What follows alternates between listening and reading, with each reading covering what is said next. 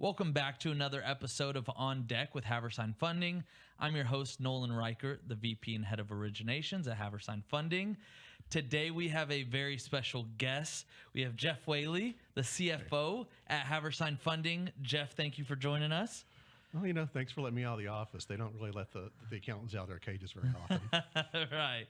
So, Jeff, I thought, one of the hot topics right now that are being tossed around is private credit, the growth of it, what's kind of the driving force. And with your unique background, I thought that you would be great to have on. Do you mind giving the viewers a little bit about yourself and your experience? Sure. Before I get into talking about myself, I just want to say I appreciate you inviting me out to Haversine Studios. We are the only lender finance company with our own studios. By the way, if we're going to pay the note on this, you've got to start selling more deals.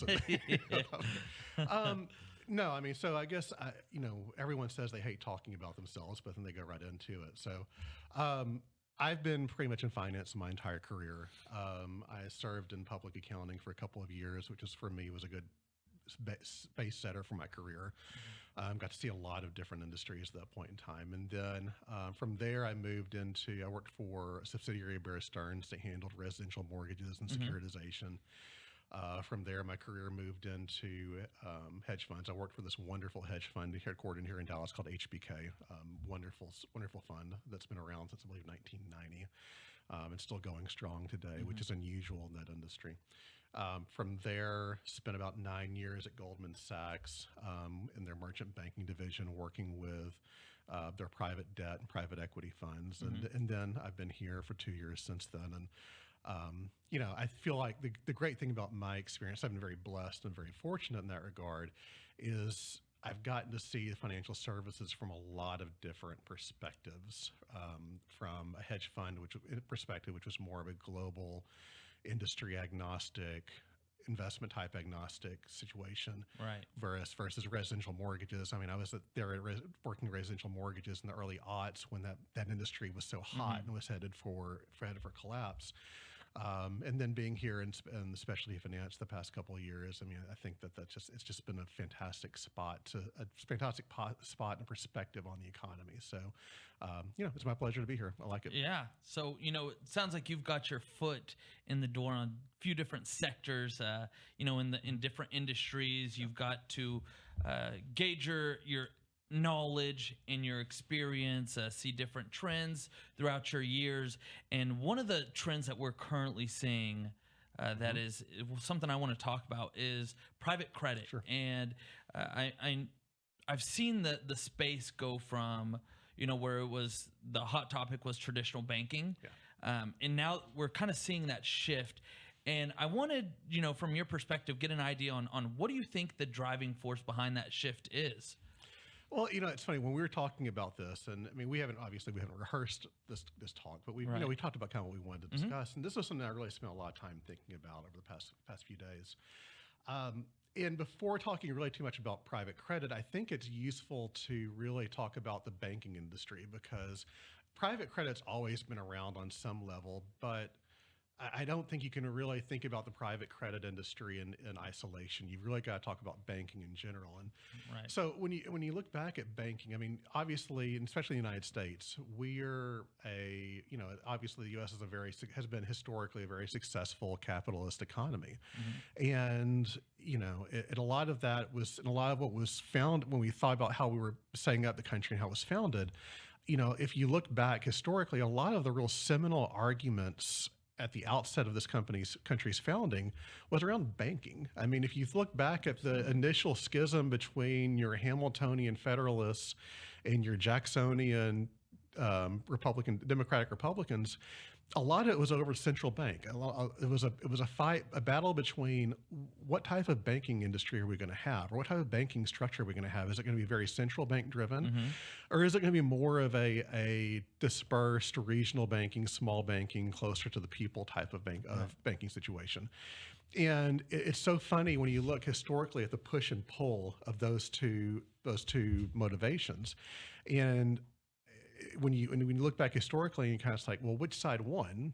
Well, one thing you find throughout American history of all kinds of arguments or battles between two different points of view is that both sides kind of did. And it's fluctuate over time. And like right now, if you look at our banking industry, it's very dominated, obviously, by your large money center banks. Absolutely. But by the same token, it has a regional banking structure that, if you look across the world, it's very unique. Take the EU, for instance. The EU has an economy that's a population that's probably about 10% larger than the United States, and a GDP that's very similar in size to the United States. But they have about a third fewer banks than we do in the United States. And I would argue that number is even inflated by the fact that the EU is so politically fractured, with so many different small countries that have their own smaller banks with them. So this whole system that we've got of a regional banking system is unique. But I say that, I think it's very in vogue these days to kind of knock the U.S. banking system and to throw dirt on its grave, essentially. And I think that's a little bit misleading. I think that, the U.S. has enjoyed an incredibly vibrant and dynamic economy, largely because of the banking structure. That we've had a banking structure that it's slow to adjust, but it does adjust, and it's flexible. Yeah. But I think all of that is to say, the banking system in the United States has tried to be all things to all people. And it's often been at the whims of the U.S. government. Like, what is the U.S. government's priority right now? Is it housing? Is it building internal manufacturing base? What's important to the U.S. government right now? And the banking industry has tried to cater to that while handling regulatory burdens. It's tried to do everything and everyone. And I think what we're entering right now, and I think this is kind of the thesis of what we'll probably talk about even more today, is that we're entering a time of transition. And I think the banking system is going to adjust. It's going to take time, but they're going to do fine, and they have an important place in this economy. But I do believe that, things like the Silicon Valley Bank closure earlier in the year, it's indicative of, obviously, stress in the banking industry. Absolutely. I don't know that we're necessarily done with that. And I think that my opinion is that we're entering a phase where you're going to see, we used to call it the shadow banking industry, direct lending. And I think we're going to see a growth of that industry where obviously we've already seen it, but I don't think it's more of a passing fad. I think this is indicative of a structural change in the U.S. economy. And I think we're closer to the beginning than we are to the end of this run in private credit. That's an interesting take right there. Yeah. So what kind of gives you an idea that it's the beginning and less towards the end, that we're going to see more of this trend? Well, there's a few things. I think if you look at the amount of private credit that's out there, the debt that's out there on the market, we have something like $1.8 to $2 trillion in debt that's going to come up for refinancing in the next 2 to 3 years. Right. That's a lot of corporate debt that's going to come up for refinancing. And on top of that, you've got the U.S. Treasury that has that's going to be issuing a lot of debt as well. And I mean, if you look at it, and then so we take into account there's a lot of debt coming due, and then let's look at banks. Banks right now are, and again, I think they'll work through it. It's just going to take time, but they're heavily weighed down by a lot of corporate real estate, a lot of commercial real estate assets. A lot of these banks are holding unrealized losses on their balance sheet that are going to be too big for them to really digest or exit those positions easily. Now, again, the great thing about a bank and what makes the bank such a great structure is they can probably afford to hold on to it and work it out over time. And I think we'll get there. And then on top of that, you've got the U.S. Treasury that has a balance sheet that it's theoretically not just of U.S. Treasuries, but of corporate bonds as well, that they're supposed to be trying to unwind in the next 12 to 24 months as well. So I don't think you're going to see the U.S. Treasury stepping in as a buyer of corporate debt anytime soon. I could be wrong, but that's the story we've been given. So if the banks aren't stepping in to restructure this debt, who is? U.S. Treasury, who is? And it's going to be private credit. And, I think the working assumption I have and that we're thinking about internally is that yes, a lot of private credit has been raised, but we may not have there's going to be a more need for more private credit funds and more private credit availability just to handle this massive kind of cliff of debt. Mm-hmm. Yeah, and one of the other things that we've been seeing is from an investor's perspective, a huge rush of new investors wanting to get into the space. Yeah. They see the yields, they see the returns. There's so many new groups popping up that are doing private credit as well that, that's one of the reactions that we're seeing is a flood of investors wanting to get into the space. How, do you think that's going to change the landscape? Do you think that's going to contribute to the growth and the continuation of private credit scaling? Well, I mean, obviously you mentioned yields. We'll talk about that first. I mean, obviously yields in absolute terms are higher. I mean, right now, I mean, like I was just before we came over, just looked at this. So if you looked back at March of 2022, Fed funds rate was 25 basis points. It's now 550. I mean, that's a 500 plus bip raise. Yes. SOFR was 5 bips, 0.05% around the same time. It's now 5.33%. Prime was 3.25 in March 2022. It's 8.5 now. Yeah. So yeah, I mean, yeah, rates are in absolute terms are higher, but if you talk about really in economic terms, given what inflation's done over the past that period, the same time period, I don't know necessarily if they're really that much higher in real terms when on in inflation adjusted terms than they were back then. But obviously, when you look at if you're an investor and you're looking at, wow, there's 12-13% returns available in private credit, that's interesting to me. But I don't know that if you look at like the spread, if you look at the spread's gotten that much wider than it was necessarily 3 years ago. So yeah, there's a lot of yield out there. And the great thing about that, I guess, is that, well, I mean, two things. One, if you look back at over the past, I think 12, 24 months, private credit returns have been better than private equity returns. Now there's a certain degree of sampling bias in that whatever return you're looking at there, but you're reaching a point where private equity returns are probably down a little bit, but private credit returns are up. Private credit returns are now outpacing private equity. And I think a lot of players are looking out there in the market saying, you know what, why don't we do this? I mean, when I was at Goldman Sachs and other places, if we were raising a private credit fund, well, you're basically, if you're investing in senior debt, you were looking at getting unlevered returns of about 4.5%. If you're looking at mezz debt, somewhere in the 7 to 9% range. And so to get really returns that would interest a lot of investors, you had to lever that pretty significantly to get up to a double-digit return. And now you're seeing a lot of really strong, and especially in our industry, a lot of collateralized debt opportunities where we're looking at low to mid-teens returns. And that allows you to, if you want to provide that to investors, you're allowing investors to get an unweight or like an unlevered return in that range. And so obviously that's going to draw a lot of eyeballs. Now, obviously there's a lot more risk that I don't think necessarily people are weighing that comes with that. But yeah, I mean, I think it's definitely, and I think it's going to continue to draw eyeballs, especially as people potentially, as investors cycle out of other investments and they're looking at their opportunities and they're like, private credit is generally uncorrelated with the overall market. You've got high returns. The risk return just looks a lot more attractive now probably than it looked 2 years ago. Right. Now, let's kind of put you in those shoes. If you were an investor looking at the private credit space, is there a specific sector vertical that you would have a lot of interest in when you're looking at what the current climate is, what you forecast for the future? What would you be looking at? Everything.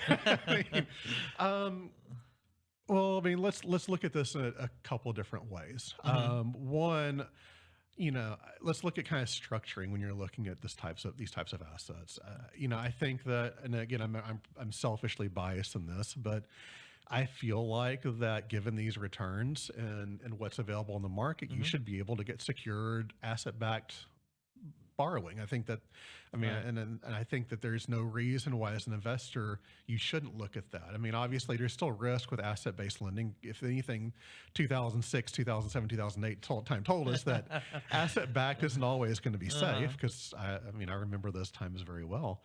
But I think the investors ought to be looking at something that's collateralized. I mean, I think there's no reason why you can't get those returns in a collateralized structure. I think that if you look back 2-3 years ago when rates were so low, there was kind of a race to the bottom of people who were basically trying to do whatever they could to they had an allotment for private credit. Right. And they didn't get covenants put in place. They didn't get the types of guarantees that they needed on private credit. And if you look back at 2020, 2021 vintages, I mean, although like obviously the prices have been marked down, so the yields are pretty good, they just don't have the same investor protections that that lenders are able to negotiate now as opposed to them. But on a more fun basis, I guess, as far as if you look at different industries, I think that right now in the United States, there is going to be a heavy emphasis on infrastructure between government spending, between spending on the energy grid. I think there's going to be a lot of demand, and infrastructure projects are just so heavily capital intensive. Right. And by their nature, they're generally going to be asset backed. So I think there's going to be a lot of infrastructure out there, and that may not be a bad place to turn, because I think infrastructure is going to be more at a premium, and I think that things that are asset backed are going to be at a very high premium as well. Right. Okay.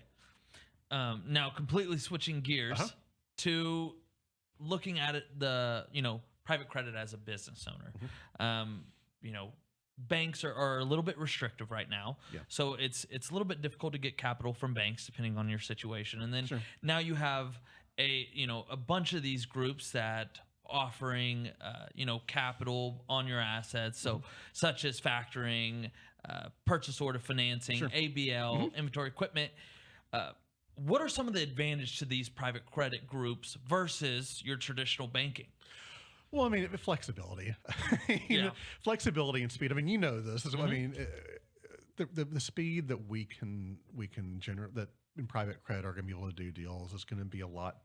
It's going to be a lot quicker than your typical bank.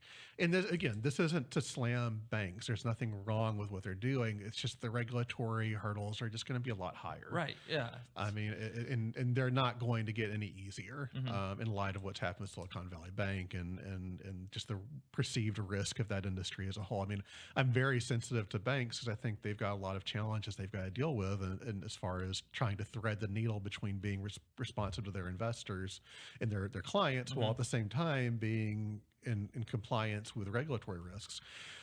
So yeah, I mean, there's the speed and the flexibility that you're going to get is going to be a lot higher. Obviously,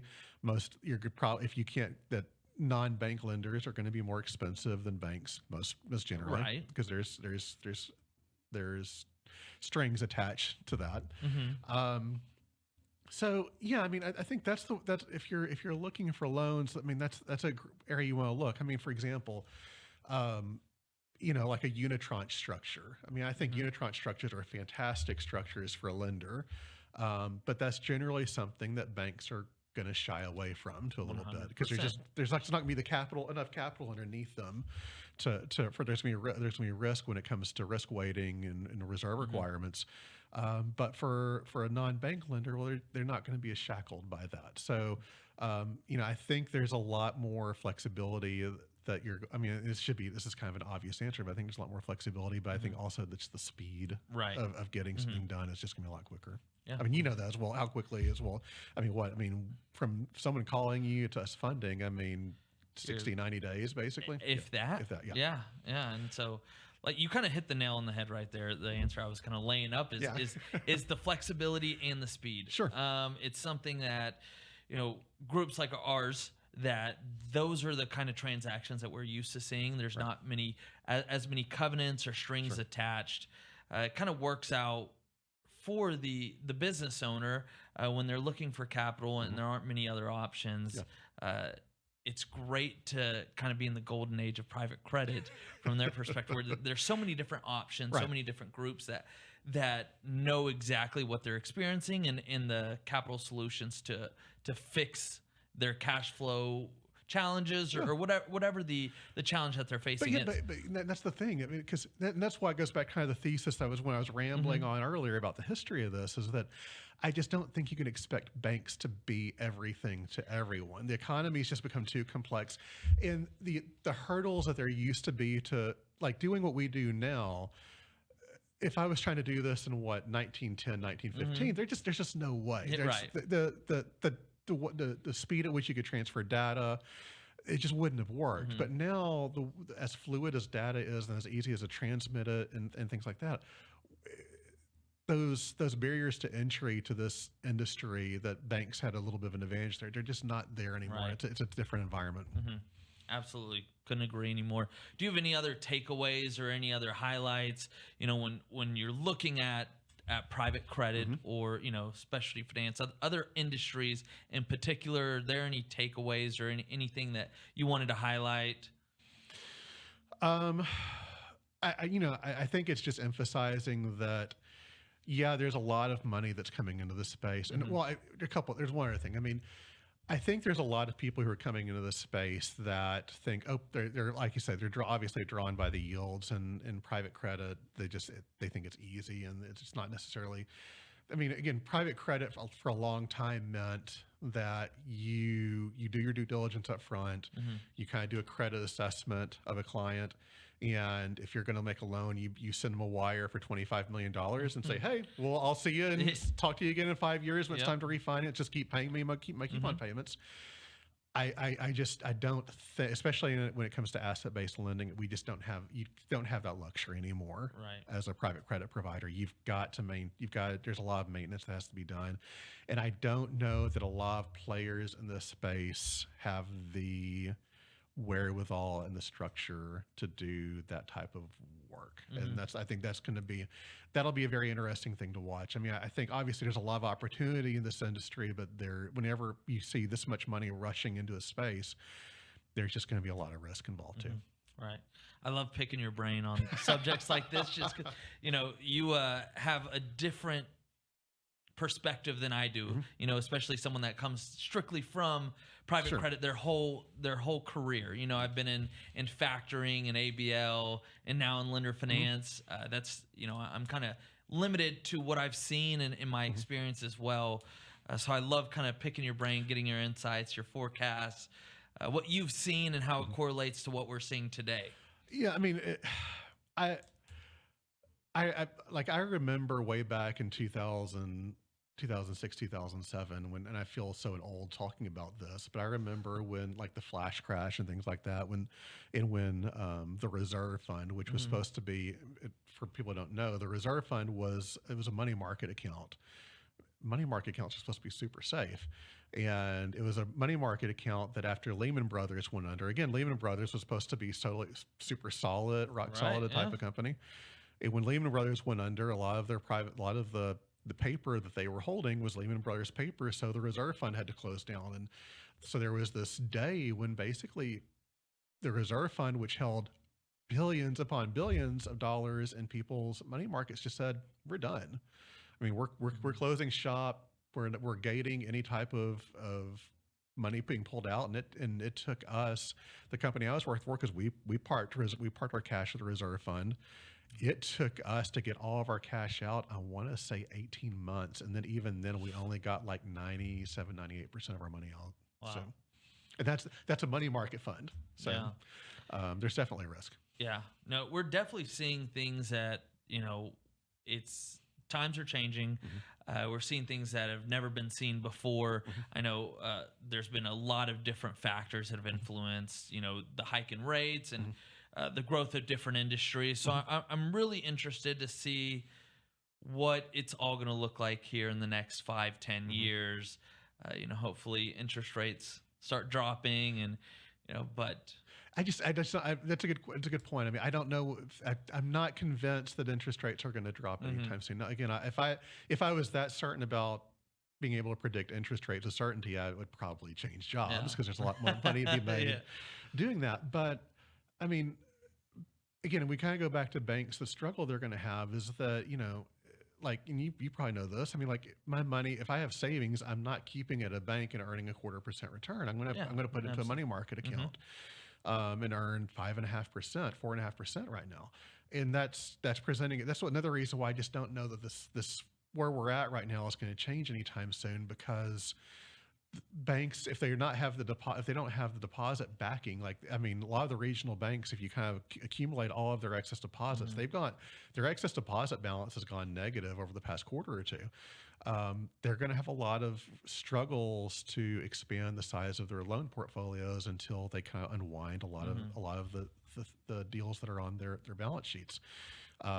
So for private credit, I think it's going to go that way. And I mean, and when we talk about interest rates in general, obviously I would say within the last year, the Fed's probably done a pretty decent job of restraining interest rates. It's so funny to hear people talk about restraining inflation. I'm sorry, not restraining interest rates. People will talk about taking credit for stopping inflation, but yes, inflation has moderated over the past year, but that's forgetting the year before that when inflation was up 7 or 8%. Right. So it's so funny when you see this on Twitter a lot when economists are saying inflation, there's no inflation problem. Well, most consumers have a memory that goes further back than 12 months. They remember where prices were 24 months ago, and they know how much they're paying on their mortgage. They know how much they're paying on rent, and those are all interest rate sensitive costs. But I when I look out there, and we've been in an environment for decades of low inflation, you kind of wonder at some point if a lot of the inflation is obviously there's been a lot of government deficit spending over the past 2 decades. And there's just, I think things are just more expensive that we're not, I think we're going to, it's harder to get goods and services out of China than it was 5 years ago. There's a lot of near shoring to the United States or reshoring to Vietnam or Mexico or Ireland or India. And that'll be great if it's a safer supply chain, but it's still not going to be cheap to do that.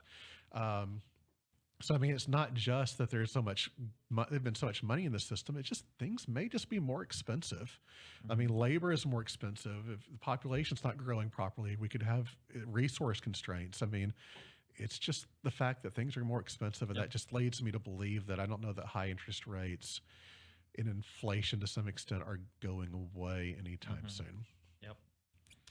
Well, Jeff, this definitely won't be the last of these conversations that we have.